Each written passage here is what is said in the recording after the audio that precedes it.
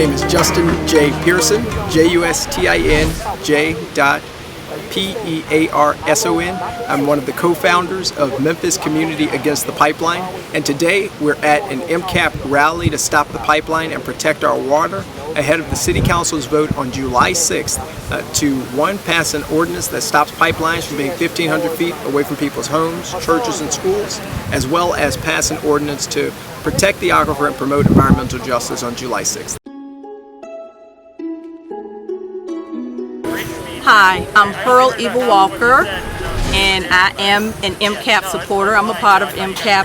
I am the Environmental and Climate Justice Chair of the Memphis chapter NAACP.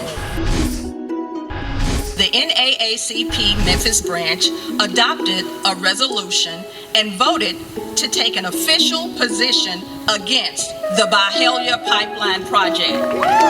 The area where it's going to come through is already affected by a lot of environmental racism. The cancer rate is 4 times the national average. They have 17 Superfund sites in this area.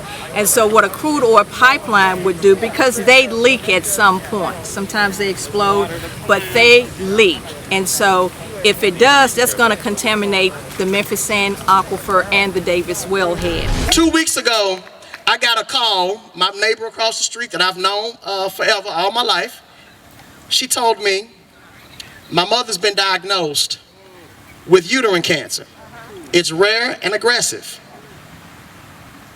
This is, again, growing up in a contaminated neighborhood. You get calls like this. And then you get fearful because you know what's coming. And you know, for years we got told that it was us. We weren't eating right, even though we were. Oh, you have that history of cancer in the family, while they're not telling us that that stuff that they stored caused the cancer to run in our family. So I want to tell you, as somebody that came from a contaminated neighborhood that worries every day whether or not that headache that I have is brain cancer, whether or not I'm going to get a call saying that my sister has gone and officially passed away again. I want you all to know the fear that that brings out. So we don't want to see that happen here. But we also want to recognize the corporate power that is behind this, that is bullying all of us in this country. Whether you're white or black, whether you're poor or rich, there are no invisible force fields that's going to keep that oil out of your water, even though you live in East Memphis. So let's remember, corporate power does not measure up to people power. And if we let them push this, if we let them keep going, all of us are dead. We're dealing with one of the most environmentally racist and unjust projects happening in the United States of America today, with the Byhalia Pipeline being funded by Plains All American and Valero Energy Corporation. Particularly to Memphis, which is a special and unique place on so many reasons, one of the most significant challenges that we are facing is the threat to the Memphis sand aquifer. Today, we are standing on top of the largest, one of the largest, most precious natural resources in the country. We get all of our drinking water from our groundwater that fell as rainwater 2,000 years ago.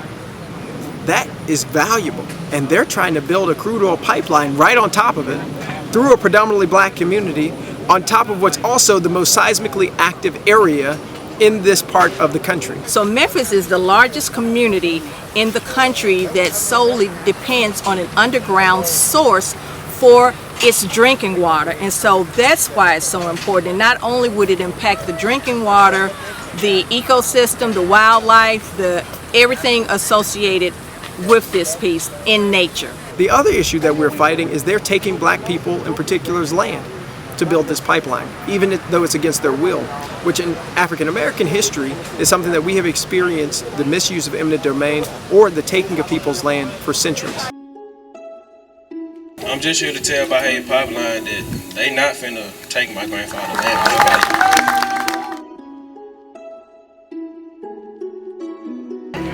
I'm taking what I know. I ain't been here 80 years just being stupid. I've been here.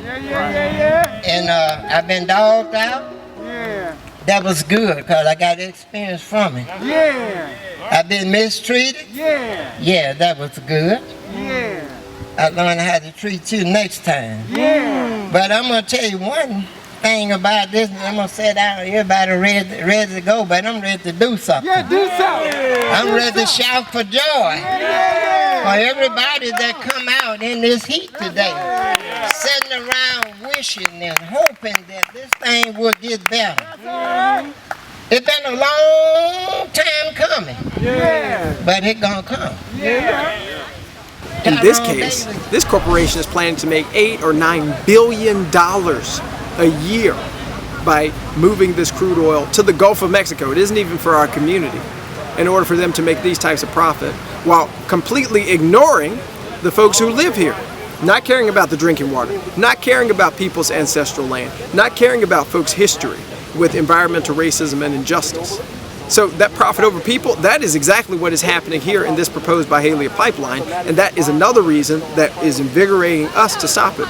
This little light of mine, I'm gonna let it shine. Oh, this little light of mine, oh yeah, I'm gonna let it shine. Oh, You need to reach out to your elected officials, email, text, phone calls, message in a bottle with clean water, and reach out to them and let them know how you want them to vote. You want them to vote to support, to protect our clean water. You can also tune into the MCAP page on Facebook, and you can go to the MCAP website. That's memphiscap.org.